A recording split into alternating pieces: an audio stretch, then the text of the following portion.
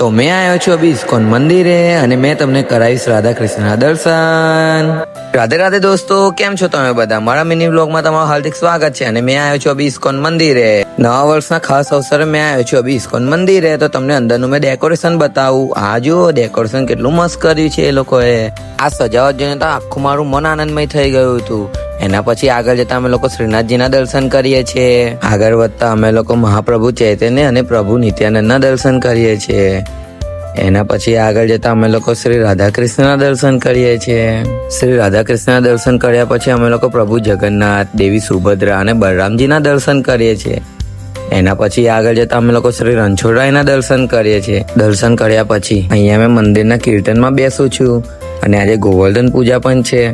તો આજે આ મંદિરમાં ભવ્ય ડેકોરેશન કર્યું છે.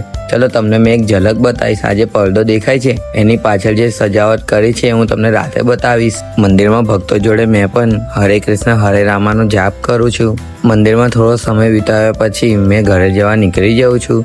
તો નીકળતા પહેલા હું શ્રીલા પ્રભુપાદજીના દર્શન કરી લઉં છું.